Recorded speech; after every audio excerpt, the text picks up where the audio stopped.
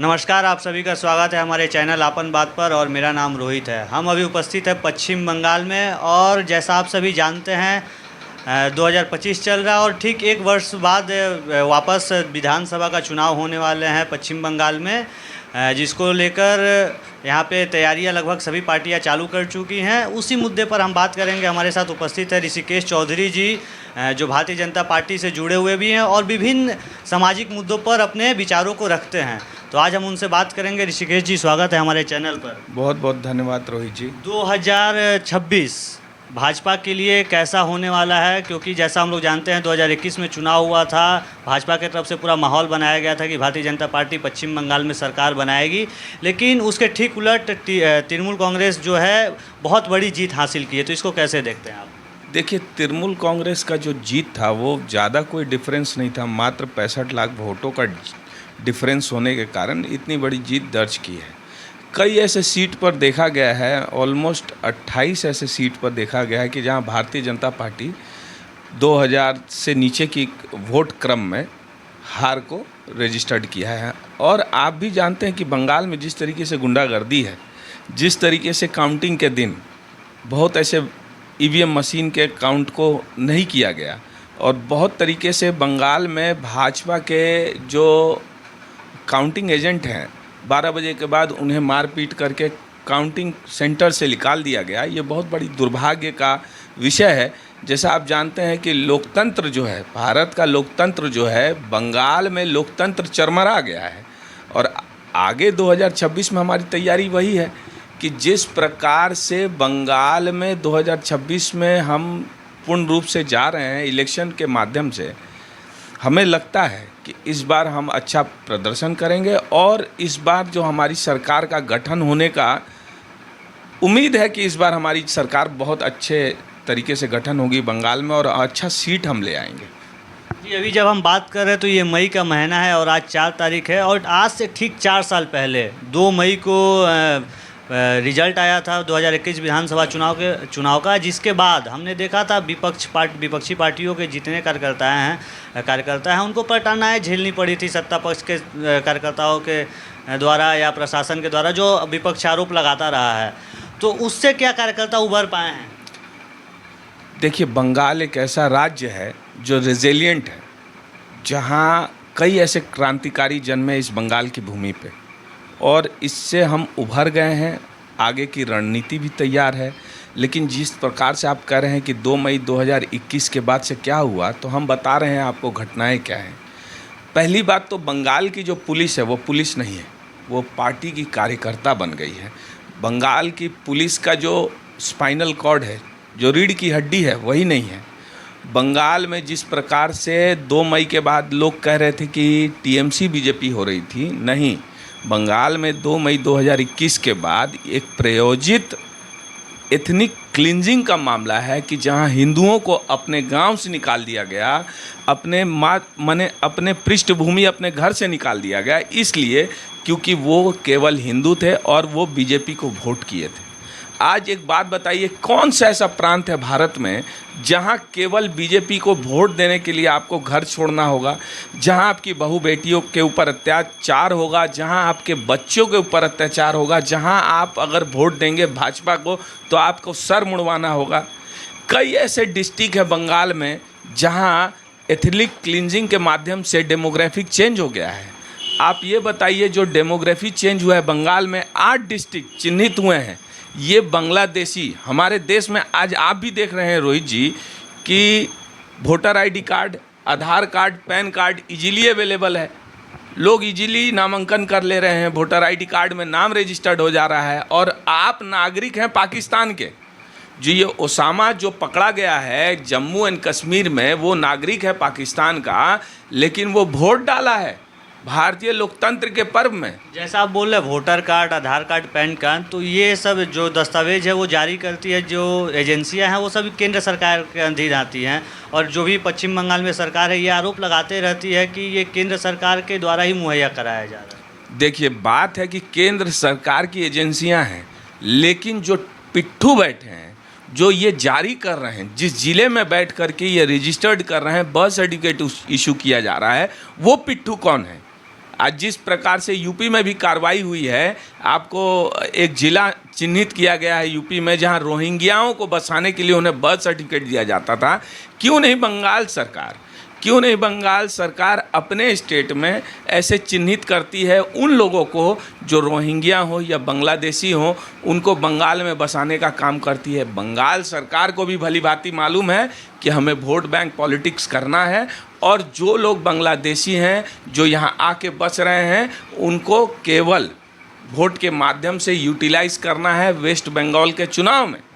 और इसका तत्परिणाम मैं आपको जस्ट एक एग्जाम्पल देना चाहता हूँ। 1946 में डायरेक्ट एक्शन डे हुआ था। डायरेक्ट एक्शन डे में कई ऐसे निर्दोष हिंदू को मारा गया था। किस लिए मारा गया था? उन्हें धर्म चिन्हित करके मारा गया था। आज ये बताइए, जिस प्रकार से आज बंगाल में आज हो रहा है, तो भली बात ही सब जानते हैं कि रोज डायरेक्ट एक्शन डे बंगाल में हो रहा है, रोज हिंदुओं को टारगेट किया जा रहा है। ये कश्मीर बनने में समय नहीं लगेगा रोहित जी। अगर आप और हम और जितने हमारे हिंदू समाज के कार्यकर्ता हैं या हिंदू लोग हैं, जिस दिन वो सचेत नहीं होंगे तो बंगाल को पाकिस्तान बनने में समय नहीं लगेगा। यहाँ पर बहुत ऐसे रोहिंग्याएँ हैं, बांग्लादेशी हैं। आज केंद्र सरकार कह रही है कि आप पाकिस्तानियों को चिन्हित करें, बांग्लादेशियों को चिन्हित करें, उन्हें देश निकाला करें।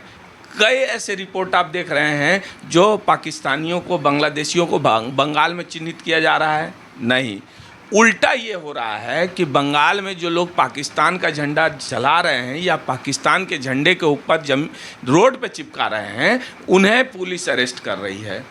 तो बंगाल की पुलिस से मेरा ये सवाल है कि आप क्या बंगाल के नहीं हैं? क्या भारत की संप्रभुता और अखंडता में आपको विश्वास नहीं है? आप पाकिस्तान का टैगलाइन चला रहे हैं।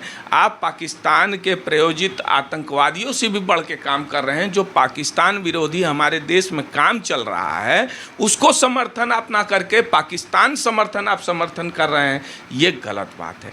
और जिस प्रकार से आपने कहा था कि 2 मई 2021 के बाद से क्या भारतीय जनता पार्टी तैयार है, तो इस बार भारतीय जनता पार्टी का हर एक कार्यकर्ता, भारतीय जनता पार्टी हो, हर एक बंगाल में हर एक जनमानस को पता चल गया है कि ममता बनर्जी जो हैं वो वोट बैंक के पॉलिटिक्स के माध्यम से बंगाल का चरित्र ही चेंज करने वाली हैं। आपने खुद देखा कि दीघा में जो मंदिर बना, वहाँ के जो पुजारी हैं वो चंदन लगाने गए थे, वो चंदन का टीप दे रहे थे सर में। ममता बनर्जी जी ने उस चंदन के टीप को रुमाल से पोंछ के हटाया। मेरा ये प्रश्न है कि ममता बनर्जी स्पष्ट करें कि वो किस धर्म से बिलोंग करती हैं, उनका तथ्य क्या है।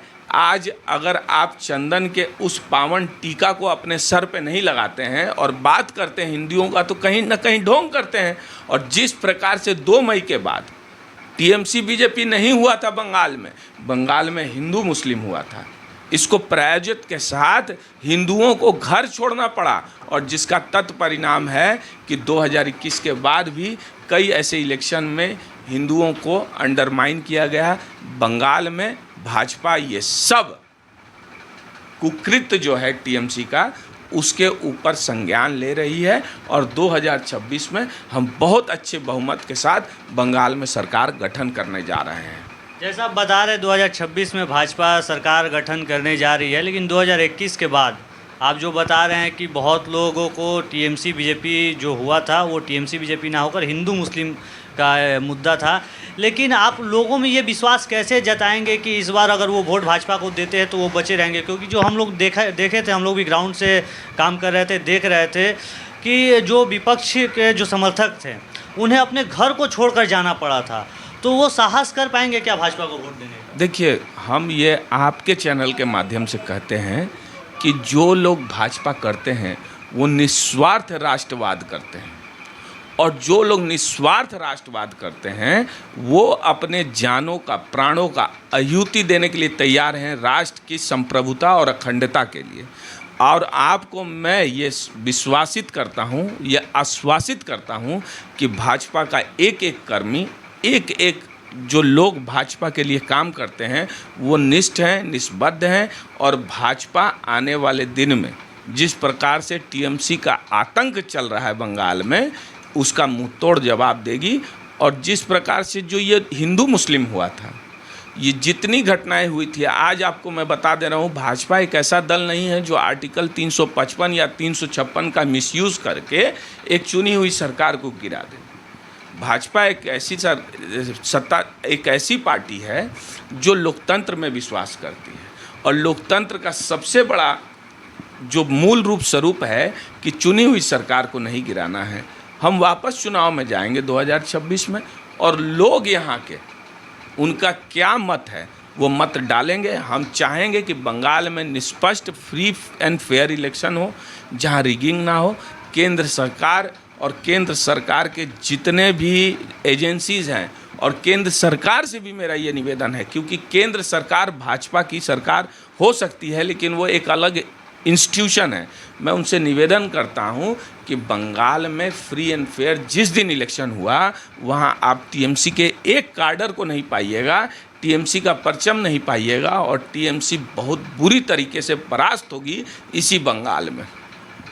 जिस विश्वास से आप यह कर रहे हैं, तो 2026 में चुनाव है और लगभग एक वर्ष से भी कम का समय बचा है, तो क्या क्या तैयारियां कर रही है भाजपा इस बार चुनाव के लिए? देखिए, सबसे पहले हमें जो बोगस वोटर हैं, बंगाल में कई ऐसे बोगस वोटर हैं, उन्हें हमें चिन्हित करके निकालना होगा। मल्टीपल वोट लिस्ट में नाम है जिसका, उसको निकालना होगा। जो लोग भारत संघ के जो सिटीजन नहीं है, नागरिक नहीं है, उन्हें चिन्हित करके वोटर लिस्ट से आउट करना होगा। ये हमारी प्राथमिकता है, यह आप भी जानते हैं, भाजपा इस पर काम कर रही है। दूसरा, जो संयोजित रूप से टीएमसी ने टेम्प्रोरी वर्कर्स को, अपने कार्डर्स को सरकारी तंत्र और सरकारी मशीनरी में एम्प्लॉयमेंट के माध्यम से डाला है, उनको भी चिन्हित करके उन्हें चुनाव के मशीनरी सिस्टम से बाहर रखना होगा। तीसरा, बंगाल में जिस तरीके से गुंडागर्दी और जिस तरीके से गुंडों को राजनेता बनाने का काम किया गया है लोकल स्तर पर, उन्हें चिन्हित करके चुनाव की प्रक्रिया से उनको बाहर और जब्त करना होगा। आपको भी पता है, लिलुआ में एक काउंसिलर है, मैं उनका नाम नहीं लूँगा, टीएमसी के हैं। सेंट्रल हावड़ा में एक काउंसिलर हैं, वो भी टीएमसी के हैं। आप ये बताइए, रामनवमी के दिन, जिस दिन राम मंदिर का प्राण प्रतिष्ठा हुआ, पूरा भारत हर्षोल्लास मना रहा था, लेकिन ये व्यक्ति हर लोगों के घर घर जा कर के बोला कि आपको ना हर्षोल्लास मनाना है और ना राम जी के जो प्राण प्रतिष्ठा जो मंदिर का हो रहा है उस पर आपको खुशी जाहिर नहीं करनी है। ये आप भी जानते हैं। कई बिल्डिंगों में ताला लगा दिया गया था नॉर्थ हावड़ा में इलेक्शन के समय, लोगों को उतरने नहीं दिया गया। तो ऐसे जो गुंडा हैं, ऐसे जो असामाजिक तत्व हैं, इनको चिन्हित किया जा रहा है। इन्हें चिन्हित करके चुनाव की प्रक्रिया से बाहर रखा जाएगा। चौथा, केंद्र बल जो आती है उनको स्पेशल डायरेक्टिव के अंदर, जो लोकल पुलिस के डायरेक्शन के अंदर काम करती हैं, चुनाव आयोग से भी यह है कि इंडिपेंडेंट बॉडी का गठन हो, जो सेंट्रल एजेंसियाँ यहाँ पर आके चुनाव कंडक्ट करें, वो स्टेट की एजेंसियों के साथ उनका मिस्ड फैक्ट या मिस्ड जो गाइडेंस होती है उनका, वो ना हो। पांचवा, हर एक वोटर अपने बूथ पे जाए और अपना वोट जो है वो कास्ट करे। इसकी व्यवस्था में भारतीय जनता पार्टी लगी है। अगर इतना ही हम कर पाते हैं तो आपको मैं आश्वासित करता हूं कि टीएमसी 2026 में अपना बोरिया बिस्तरा बांध करके बंगाल से क्या पूरे भारत से इनको निष्कासित कर दिया जाएगा। अच्छा, आप ये सब मुद्दे बताए, लेकिन अभी एक साल पहले जो चुनाव हुआ लोकसभा का, उसमें एक मुद्दा बहुत उभर के आया था, संदेश खाली का। उसके बाद कुछ ऐसी घटनाएं होती है पश्चिम बंगाल में, संदेश खाली का मुद्दा भी दब जाता है। एक घटना होता है आरजीकर का, जो डॉक्टर के साथ रेप का मामला, वो भी कहीं लगभग दब ही गया। अभी हाल फिलहाल मुर्शिदाबाद की जो घटना आई, जिसमें हिंदुओं के घरों के ऊपर अत्याचार हुआ, 2 बाप बेटों को मौत के घाट उतार दिया, कहा जाए बहुत ही निंदनीय घटना थी। तो क्या इन सब जो मुद्दे आते हैं, भाजपा उनका सही प्रयोग नहीं कर पाती, ऐसा आरोप लगाया जाता है। तो भाजपा इन सब मुद्दों को क्या पश्चिम बंगाल के इस विधानसभा चुनाव में लेकर जाएगी? देखिए, सबसे पहली बात है कि मैं स्पष्ट कर देना चाहता हूँ, ये बहुत दुखद घटना हुई है बंगाल में। इससे हर एक बंगाली आहत है, हर एक भारतीय आहत है। इसको कोई मुद्दा बनाना चुनाव लड़ने के लिए वो नहीं होना चाहिए, लेकिन फिर भी बंगाल की परिभाषा, बंगाल में जो राजनीतिक तंत्र है उसको बदलने के लिए, लोगों का आँख खोलने के लिए ये मुद्दे जो हैं वो सुनियोजित से उन्हें दिखाना चाहिए और बताना चाहिए कि बंगाल में घटनाएं क्या घट रही। संदेश खाली का मुद्दा है। संदेश खाली के मुद्दे पे स्वयं महामान्य हाई कोर्ट ने संज्ञान लिया और उनके दिशा निर्देश पर इन्वेस्टिगेशन चला। लोग जो इसके पीछे थे उन्हें पकड़ा गया, उनके ऊपर कार्रवाई हुई। जो अभियुक्त हैं आज भी जेल में बंद हैं और आगे भी इन्वेस्टिगेशन, ये मामला सब जुडिस है, इसके ऊपर मैं बोलना नहीं चाहता हूँ। लेकिन दुख है कि कई ऐसी हिंदू माताओं बहनों को ये शाहजहां शेख अपने घर में बुला करके उनकी अस्मिता के साथ खिलवाड़ करता था। माँ माटी मानुष की सरकार क्या सोई हुई थी कि उनके ही सरकार के नुमाइंदे जो थे वो बंगाली हिंदू दलित औरतों के साथ जिस प्रकार से उनकी अस्मिता के साथ खिलवाड़ हो रहा था, उस समय भारत छोड़िए बंगाल का जो पुलिस तंत्र था वो सोया हुआ था। दूसरी बात, ये जो डॉक्टर बिटिया के साथ, अभया के साथ जो ये घटना घटी, स्वयं माननीय सुप्रीम कोर्ट ने संज्ञान लिया है। सुप्रीम कोर्ट में ये मामला चल रहा है। लोकल जो सेशन कोर्ट है उसने अपना जजमेंट भी दे दिया है। इसके विरुद्ध में राज्य सरकार भी गई है, इसके विरुद्ध में हम भी गए हैं। कहीं ना कहीं बंगाल की जो शासन प्रक्रिया है वो चरमरा गई है। ये हर एक बंगाली जानता है। आप भी बंगाली हैं, हम भी बंगाली हैं। हम वैसे बंगाली हैं जिसकी मातृभाषा हिंदी है। हमारा जन्म, कर्म और हर चीज़ बंगाल में है और हम अपने आप को बंगाली ही समझते हैं क्योंकि मेरी मातृभूमि बंगाल है।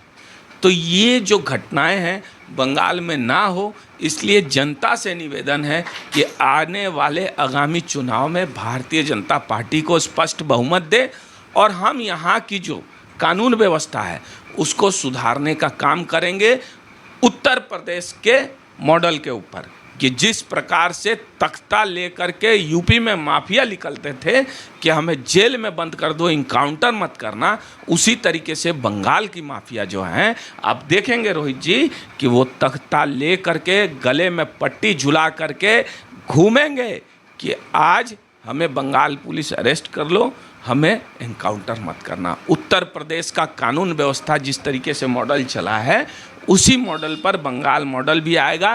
केवल मेरा काम है, भारतीय जनता पार्टी का एक छोटा सा कार्यकर्ता हूँ, मैं हर माताओं बहनों से निवेदन करता हूँ कि आने वाले आगामी विधानसभा चुनाव में भारतीय जनता पार्टी को चुने। बंगाल की दिशा और दशा परिवर्तित करने का काम भारतीय जनता पार्टी करेगी। आखिरी सवाल करना चाहूँगा, 2026 विधानसभा के चुनाव में भारतीय जनता पार्टी पश्चिम बंगाल का चेहरा कौन होने वाला है? देखिए, हम ऐसी पार्टी हैं जो पार्टी के सिंबल पे चुनाव लड़ते हैं। हम किसी चेहरा और किसी के, हमारा नेतृत्व करते हैं आदरणीय महामहिम, हमारे लिए सर्वोपरि शिरोमणि नरेंद्र मोदी जी। उन्हीं के चेहरे के ऊपर हम भारत में चुनाव लड़ते आए हैं, राज्य स्तर का हो या नेशनल लेवल का चुनाव हो। लेकिन मैं आपको ये स्पष्ट कर देता हूँ कि देश में, राज्य में हम अपने परचम के ऊपर चुनाव लड़ते हैं, हम किसी के चेहरे के ऊपर चुनाव नहीं लड़ते हैं, क्योंकि हमारा कोई सुप्रीमो नहीं है। हम ऐसी लोकतांत्रिक पार्टी हैं कि एक गरीब घर का बेटा, एक चाय वाला भी प्रधानमंत्री बन सकता है, उसकी मनोकामनाएं जो है वो पूरी कर सकती है तो केवल भारतीय जनता पार्टी कर सकती है। ये कोई परिवारवाद की पार्टी नहीं है, ये कोई व्यक्ति विशेष की पार्टी नहीं है, ये एक विचारधारा है। आप इस विचारधारा से जुड़िए। हमारे पास चेहरे, बंगाल के चुनाव में चेहरे कौन होंगे ये अभी हम कैसे बता सकते हैं, लेकिन हम विचारधारा की लड़ाई में लड़े हुए हैं। बंगाल को दिशा और दशा परिवर्तित करने का समय आ गया है, नहीं तो बंगाल आने वाले दिन में कश्मीर बनने जा रहा है। जी बहुत बहुत धन्यवाद। आप सुन रहे थे ऋषिकेश चौधरी जी को, इनके विचारों से आप कितना सहमत है, आप हमें कमेंट के माध्यम से ज़रूर बताएं। और आपको ये अगर वीडियो अच्छा लगा हो तो हमारे यूट्यूब चैनल को सब्सक्राइब जरूर करें और हमारे फेसबुक चैनल को फॉलो ज़रूर करें। आप सभी का बहुत बहुत धन्यवाद।